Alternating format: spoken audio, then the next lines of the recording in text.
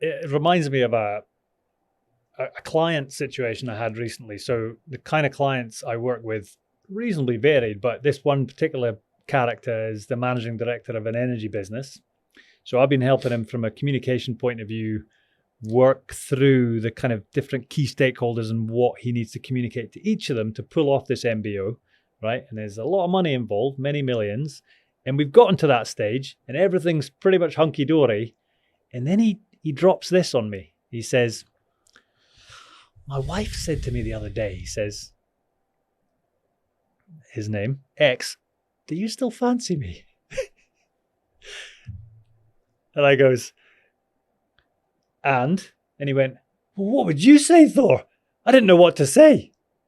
And I says, mate, that is not a saying thing answer. That's not a verbal answer. You needed to just get her, dude. That was your opportunity. And he just burst out laughing. Anyway, by the end of the call, I got him in a place where he was a way to sext his wife, right? So he was a way to send her some stuff. How long was it between then and when you spoke to him? Oh no, well this had happened like literally in the last couple of days before. And then we had this call. And by the end of the call, I've got him to a place where he's sending her naughty WhatsApps. That's his plan. He didn't do it while I was on the call, don't worry. And then a few days later, we have another conversation. How naughty? I mean, is he like sending her a dick pic? That I'm not at liberty to. He didn't send me a pic. How much are you there for him, Thor? I'm not there for him that much. Are you checking that his photography's up to par? No, I'm not. However, I do know. I thought you were there for your clients. Wait a minute. I do know the result though. The result was, he says, we're back to the nympho stage. We're back to our 20s. So that to me is, it's what you're talking about though. It's the people being a combination lock. And it's not assuming that things are, I mean, we're not bloody robots, luckily.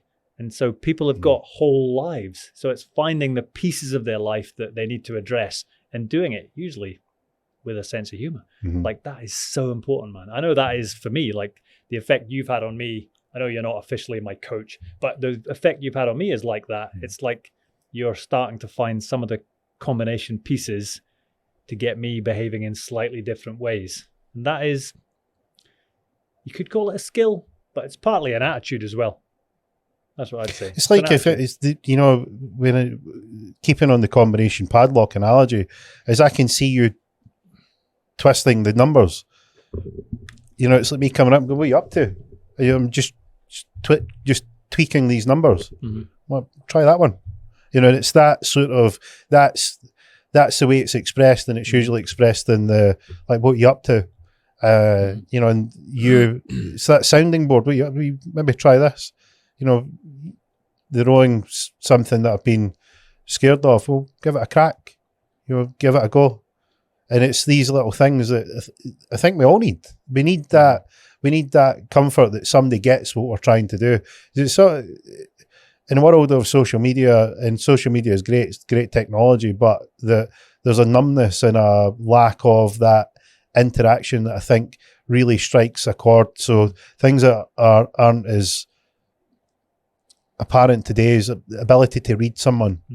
You can't read someone through social media. How many people have picked up the wrong tone of a text or read an email the wrong way, or even someone speaking on the phone? Maybe they're busy doing something. They're short and curt. You go out and see somebody. It's like, you know, can you read their body language? Can you interpret what can you detect their energy?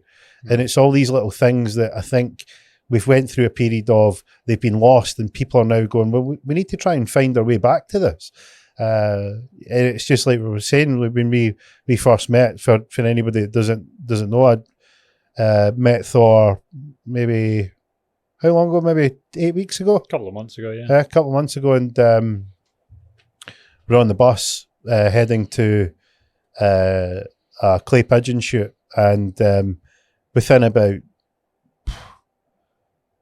3.8 minutes, the piss take had started. There was, let's get straight down to, right, where are we at with this combination padlock?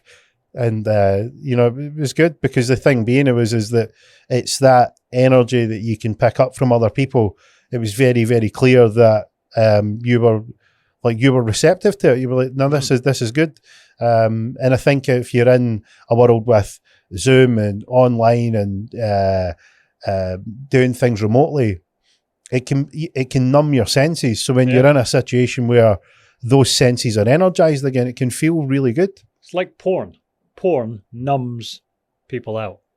That's the analogy I'm going to bring. Controversial, maybe, but porn numbs people out. People in relationships where the relationship's not going right, and it's not just men and women.